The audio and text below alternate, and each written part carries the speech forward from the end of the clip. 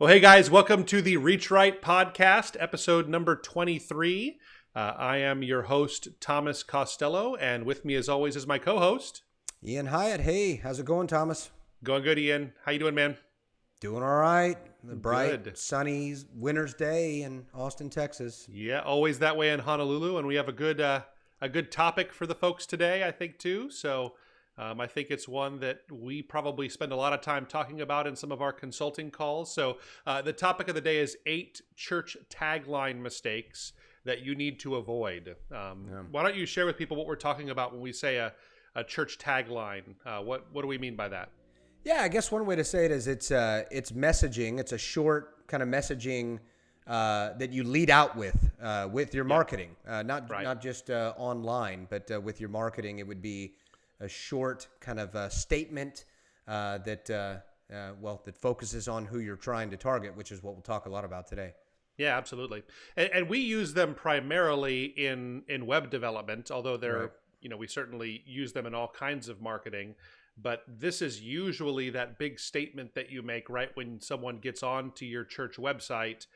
It's whether you have a video background or a big image or something like that. It's that short, pithy statement that happens there that, it kind of makes that first impression on people. So, but it's in places beyond just the website. So I'm sure in your search engine marketing, if you're running the Google Grant or you do any kind of search ads or your Facebook ads or whatever it would be, you probably have it on your bulletins. If you pass those out, you'll have this same kind of a slogan or a tagline in all of those places. And I can say that we see some mistakes there, right? Oh, yeah. I think I'd say that more often than not, we encounter ones that they're not terrible, but they just probably have some some holes in them that need to, they don't hit all the tests, I would say. Would you agree? Totally agree. I see them on a daily basis. Yeah, absolutely we do. So we're going to just kind of kick off. I want to say before we dig in too deep, our heart in this is not to wound or to make light of or make fun of. I will be the first to admit that I have pastored churches where the tagline that I signed off on was probably it broke some of these rules here. So I'm not to say that I am perfect in this area. I just think we've learned a bunch about this. And so if your tagline is one of these, don't think of it as something as a criticism. It's just something, a place for improvement. We want to be helpful in this area and constructive. So we don't want to make light or hurt anybody's feelings with this, but it may sting a little bit. I know it stung me when I first heard these things too. So we think that's okay sometimes. I think we may have stung a pastor on a consultation the other day with it, but it was to help them. So I heard some after we made a different recommendation. It got a little silent for a second, but that's okay. Absolutely. Yeah, that's exactly right. So let's kick it off here. So the first one I'll say is that it's making your tagline, making it all about you, making a church tagline totally about you and what your church is about. That's a mistake that we see quite often, I would say. And I totally get this temptation. It's because we want to describe on our websites what we're about as a church and who we are and what someone might like about our church. And an example of this is one of the taglines I see a lot is they'll say something like, "We are the church that cares," right? We're that church that cares. It's talking about who you are. And instead, we have found that you'll get much better results and you'll get more interest from people if you make it about who the visitor is, who that person that's reading it. So, and this sounds kind of counterintuitive, I think, to some pastors, is that, because I think our faith as Christians, it's about making less of ourselves and more of other people. And so when we're telling people it's what they're going to get out of it, a lot of times that kind of goes against what's ingrained in us, I would say. But just from a marketing perspective, making it about what the visitor is going to gain as a result of visiting your church, that's what's really important there. What would you say?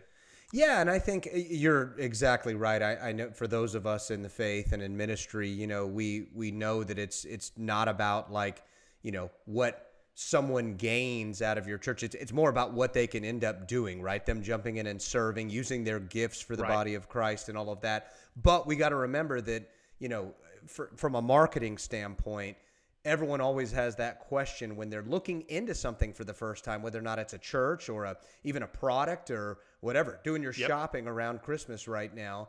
It's, what's in it for me? And everyone has that in their mind, even if it's not Christ-like, but it is going to be that first thing that's on everyone's mind, like it or not. Yeah. Yep, absolutely. Yeah, so and I think that that's something that is really a marketing 101 thing, is that we tend to try to make ourselves the hero, like we are the hero of the story. And really from a marketing perspective, it's best when you're, if you're running a business, your customer, or in the case of a church, your visitor. Well, really, in the case of a church, Jesus is the hero, right? So we don't want to get away. Jesus is the one who comes first and everything, but it's from a marketing perspective, making your visitor the hero, that they play the important part of the story, and the role of the church is kind of the guide in that relationship. Right. I think that's what really is important. We've said it before, and we've gone through books on this podcast and talked about the story brand framework, and how if you use the Star Wars framework, then the visitor, they would be Luke Skywalker, not the church. The church's role would be the Obi-Wan role, right? We're there as the guide for people to help them find what God has for them in their lives. Or the Yoda, sure. Yeah, absolutely. Yeah, so, so that's it for number one. Go ahead. I'm sorry. You can go ahead with number two. No, that's it. And there was one other thing too, when you mentioned that specific one, we are the church that cares. Not only does it maybe seem counterintuitive, as far as, because we know it's making it all about them, and we want to, it is about your church. And a pastor might even be thinking, well, why is it a bad thing to let them know that we're a church that cares? Because that, and so we'll be talking a little bit about that too, is that even you might think that you have a tagline that is making it about who you're trying to reach, but it still is internal, even if you're not thinking of it. Yeah. Mm-hmm. Yeah, that's a good point. Yeah. Why don't you hit number two for us? Yeah, so number two is using insider language. And so this is very easy. It's a trap that we can all easily fall into. We've all been guilty of it in ministry. Churches, they have a lot of internal meetings, a lot of, planning that they're doing to even reach people on the outside. But sometimes what we end up falling into the trap of is getting too internal with our language. And to give an example, we came across this just the other day, that the tagline, know, grow, and go. And so now that is very internal, even though a pastor might be thinking, like we just said, well, it will be about them knowing God and growing, and then they'll be going. And that's the goal, right? That's the goal. But that's not the goal for someone who's not yet a part of your church, right? Yeah. Yeah, I think that I want to be clear about this. Any of these taglines we're going to talk about, we're not against them as just general statements. I think a church can certainly use this kind of terminology of know, grow, and go. Or I know I pastored at a church where it was love, mend, train, and send. I think our main thing is it's probably just not a good way to lead. It shouldn't be the first thing that you tell to someone who has no experience with your church. I think these are great things for maybe a membership class or some kind of assimilation process that you have these kind of 3 steps that your hope is to help people know God and then grow to become more like Jesus and then go out and make disciples. We totally buy into that, but it's just not something that belongs as the first impression on your website, because it takes a little bit of explanation. And it's kind of like that trap that we get into of using Christianese or using insider language. I know we see this all the time on websites where a ministry might have a name that doesn't really correspond. So people might put, if their name of their youth ministry is Fire Squad or something like that. If you just put a Fire Squad link on there, that's internal. Nobody knows what Fire Squad is unless they've been a part of your church for a while. And I just see us doing those kinds of things with taglines is something we have to watch out for, I would say. Yeah, and if it's someone who doesn't know Jesus altogether that stumbles upon your website and they see Fire Squad, they might be thinking, "Oh my gosh, they're either going to line me up and shoot me, or they're going to let me know that I'm going to hell. Fire can mean something different in the mind of the non-believer. You don't want to be in that fire squad. Yeah, that's for sure. That's right. So. That's right. That's it. So let me hit number 3. I've seen this quite a bit, is using just a Bible verse as your tagline. And I don't mean to minimize Bible verses. Every single one of them is profitable and good for us. It's just probably not a great thing to use as a tagline, certainly on your website or just for everything you might do as a church. I know that we kind of broke this one at a church that I pastored. Our main tagline on our website was it was from Hebrews 13:8, which says Jesus is the same yesterday, today, and forever. And our tagline was Jesus yesterday, today, and forever. And we had some thoughts as to why we were doing that. And in hindsight, I think we could have done something that was more productive in that area. But another example would be, I've seen this on a church recently. It just says, I can do all things through Christ. So a take on Philippians 4:13. It's not that we don't agree with that. That's absolutely, it's scripture, it's God breathed, and we're the first to sign on for that. It's just not a great tagline for a church, and it's not the kind of thing that we want to communicate to our visitors the first time they encounter us, I think. What would you say? Right. I would say, because I think, let's just say it's a Christian who's on your website, someone who already is, following God, and they know what that means, right? But they know it's a Bible verse, and they probably have applied that to their lives, but it's still not making it about them. It's still, it's still kind of internal in a way. And then for the unchurched person, well, they also come to a church. If they come to a church website, they're going to expect to see Bible, language and that type of thing. But it's still not about them either. They're not in there yet. They haven't done all things through Him yet. I think that's you want to put yourself in the place of each one of those people that you're targeting. Yep, I think that's exactly right. Yeah. Good. Yeah. How about number 4? This one here's a good one. Making it just your service times. I know that, and just so you know, the mistake here, it's kind of a noble one, if you will. We've known for a while that is content that people do want to get quickly when they come to a church website. It's very important. You want to make that clear. Years ago, there were a number of different, web experts that put out articles about this because it was lacking on church websites. It was so hard for people to find service. And so we know it needs to be highly visible. But again, it's just, it really, that makes it internal too, because it's just already assuming someone's ready to show up, on a Sunday or whenever your service is, before kind of meeting their needs and making it about them is what I would think. So, you and I are in agreement that you should have your service times on the homepage of your website. That should be something that everybody is able to see. It's easy to find. I think the mistake that makes is like you were saying, it does assume that they're already wanting to be a part of what you're doing there. And I think that the other error is that it kind of makes the centerpiece of the church the Sunday service, right? It makes that, and every single one of us who's pastoring a church, we all are fighting that battle of saying that we're more than just what happens for that 1 hour on Sunday. We're more than what happens inside of our walls here. We are bigger. We're about what's happening in our community. We're about making an impact. We're about what's happening in homes, and we're part of a community that's happening here. So I think it puts too much emphasis on the Sunday morning experience and not enough emphasis on what the church does outside of that. And I think that's something that you're missing a big opportunity if that's the main focus of what you have on your homepage or just as your general tagline there. Yep, absolutely. Yep. That's good. What's the next one?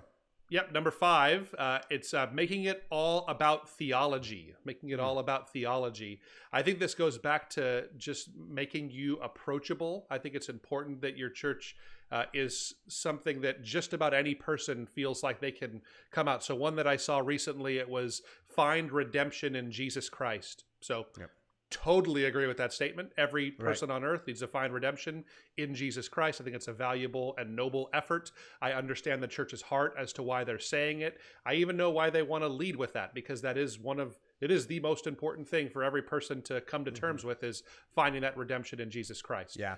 However, I just think that it's probably not a great way to lead and grab someone's attention. I think that is, there's been volumes of sermons that have been preached on that topic. Redemption is a big theological word, and not that people can't understand it, but it probably just takes some unpacking about what we mean when we say redemption, and how do I find redemption in Jesus Christ, and what does that mean for me, and how do I take that step? And there's so many other questions that come with that that I think it just leaves a lot. It just leaves a missed opportunity, I think, where you could give more explanation. Yeah, and I think, not like you said, I mean, that's something, it takes some thought to that, right? And you have a matter of seconds to engage someone online, especially if we're talking about from your website. Right. And they're not ready to think through that yet. They're there to kind of get a feel for things really quickly. They need to know how they're going to be benefited and what's the next step for them. They're not ready for that step yet to think through. That's gonna come whenever they get into a small group and find out that they need to be redeemed or something like that. So again, it's a great thing. It's great theology, but it's not good to lead out with that. Yeah.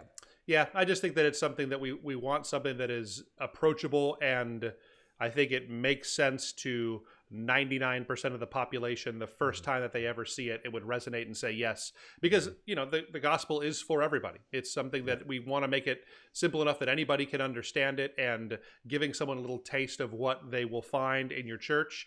I think that's something that you need to be focused on, and trying to avoid some of those deeper theological topics. Not that you don't talk about them, just you don't lead with them. That's it. Right. It's kind of like if you were to go on a first date and start talking about how many kids somebody wants on your first date with the girl, just getting into those deep relational topics. It's better saved for date number 17 or something like that. I would think. That's a good example. That's good. Yep. Well, good. I'll hit number 6 here, and that's using your mission statement. Okay, so virtually every church I've come across has a mission statement. Okay, and that's good. That's your mission.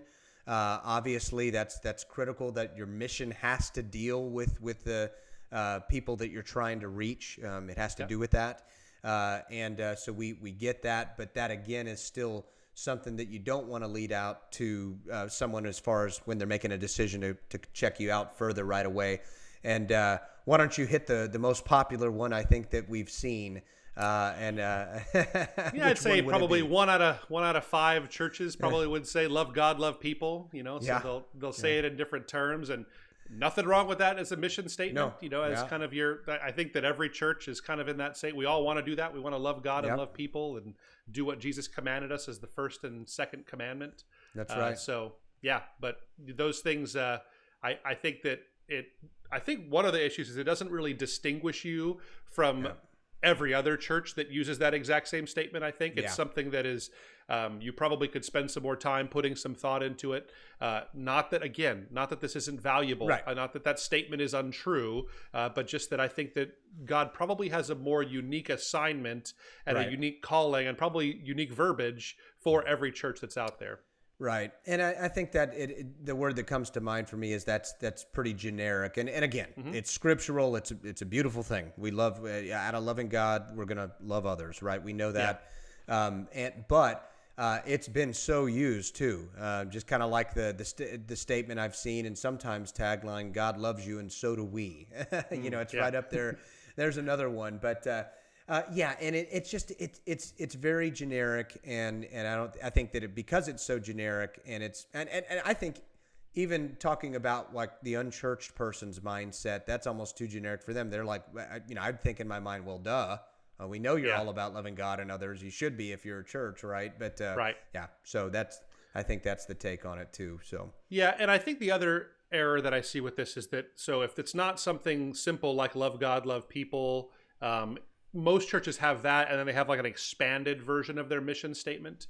But again, I think this goes back to number 1 we were talking about, which is it makes it all about you. It makes it about what we're about when it's putting your mission statement forward. Again, mission statements are valuable, use them. But when it's what you lead with, I think it kind of puts the focus on what we as a church are about and not what you will experience if you join us on a Sunday or you become a part of what we're doing here at our church. It's about what the visitor is going to experience. That should be the goal with all of that. So that's it. I think that's what's important. But number 7 is using just a greeting. I see this maybe not on.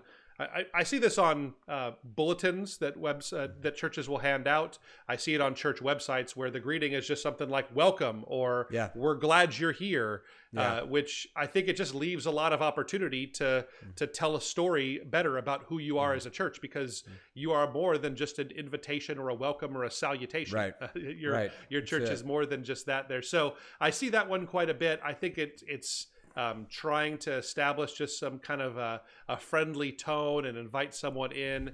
But I think you're wasting an opportunity on your website specifically if you're not putting something that gets a little bit more detail about what the visitor is going to get, and you just focus on a greeting in that area. So what say you? Yeah, and I think it's good. I don't know if we've given a good example of one. What comes to mind to me right now is that we've been talking about not using certain slogans or catchphrases here, but I know we work with a church that I think has a really good one that is really focused on people outside of the church, specifically people that are in need of God. And it's something along these lines, if I don't botch it or don't have it in front of me, but it's life is complicated. You want to get it right, and we're just here to help. Yeah. And I've always loved that one because it really does. It focuses on them, and it's biblical, right? We're here to help you find Jesus. He's the one, obviously, to help you fix your life. So I think that's a good example, something completely opposite of what we're talking about as far as just a greeting. Yeah, I want to share. I think I want to jump. Your church, I think, has a great one too. I was looking at it just today. It says, a church in Austin, Texas, where you can connect with your destiny. That was a really great slogan you guys have at Celebration Church there in Texas. It says just really it's about the visitor, right? It's about where they can connect with their destiny. It's something that really stands out that way. So I think. Go ahead. Yeah, I was just going to say with that, I think when we thought of that, it's everyone connects. Everyone, destiny is a cool word, right? Even to someone who's unchurched, right? Everyone, that resonates with everyone. Everyone knows they or at least hopes that they find their destiny in life, right? And that could be that's anyone. So that's what went behind that a bit. We like that one, and it's working well. Yep, cool. Do you have a number 8 there to share with us? Number 8, last and not least, is using just a call to action, and that's it. Just one call to action. And a lot of church websites, we've seen this to either be "I'm new" is the call to action, and that's good. You want that link on there. It could be to plan a visit, or more recently, the example I think you and I came up with here is watch online. Now we've seen that. Obviously, it's very easy for churches in this pandemic season to just, come up with that one right off the bat, right? Everyone opted to that. Makes sense. You do want to make sure that obviously if no one's physically coming to your church, and even if people are physically coming, there's still going to be many that don't, and online services are an absolute huge thing now. But you don't want to just, default to that or just one call to action. Yeah. Right. Exactly. Is this kind of similar to the one I think that was where you just put your service times? It's what is that one thing I want them to do? And it makes that main service the main thing for you. And you're right. So in this coronavirus season that we're in, we have seen so many churches, and really it's sad. There was lots of them that we kind of walked through crafting a really great slogan with them, or a really great tagline, and then they just covered it up and put in a watch live or a watch online kind of a button on there, like a big call to action that says that. And we're not against the button. Right. Have a button on that main area that gives people a chance to watch sermons and services, those kinds of things. But when that's all you're saying, just because you want to make sure nobody misses that, I think it's a little bit internally focused, because you're focusing on your members and where they're going to connect with you. And it really just makes that one main thing. It makes your service the main thing, that video piece of content. And you have to be more than that, I would say. Right. So people are looking for more than that too. I mean, even if they're coming there and they will watch a message more than likely if they're interested in your church, but they're looking for other content too, and to dive in deeper, even if they can't do that in person.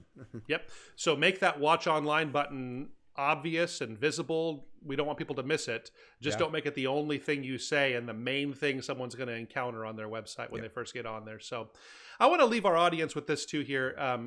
Our big encouragement, I think, in all of this, and I know this has been we've been hitting the mistakes that people make more. We tried to give a couple of examples of great ones. Here's the thing I want to encourage people with is that this is worth your time. This is something that you probably ought to invest a few hours of time, maybe some people, some of your team there. You want to probably get some people together and really think through, how are we going to say this? Because I think this is if your website is the first impression most people have of your church, the slogan or the tagline you have when someone first gets on there, that is the first part of the first impression. That's what is going to take about 2 seconds for them to read, and it'll set the tone for their entire relationship with your church going forward. So I just want to encourage people. I feel like there sometimes, and I get this temptation, I've been there, to not really do the work or spend the time or build the team to have some of these conversations around a tagline for your church. But I really think it's worth it, and it's something that every church ought to invest some time really praying and thinking about. And now, you and I can both say we are not these big committee type people. We're not from those kinds of backgrounds. We're not saying build a team and do a research project that takes 18 months to think of this. That's not what we're about. But I just do think it is worth someone's time or your church's time to be able to do this. So what do you think? I completely agree. And because, again, we all want our end goal as pastors and ministry leaders and as a church is to reach people. And it's to reach people that need God. So I think if that makes it, that definitely makes it worth it, worth exploring and praying through and figuring out. Yeah. So that's good stuff. Absolutely. Yeah, that's good. Well, good. We'll leave it at that for today. We want to just thank you guys for being a part of our audience here and being a part of our Reach Right family with this podcast here. It's great having you guys. And if this has been something that's been a benefit to you, it means a lot to us if you rate and review the podcast, you like and subscribe and share and comment and do all those things. If you have any other topics you want to make sure that we discuss, you can let us know in the comments down below on this here. But that's it for this week, and we'll catch you guys next week. See you guys.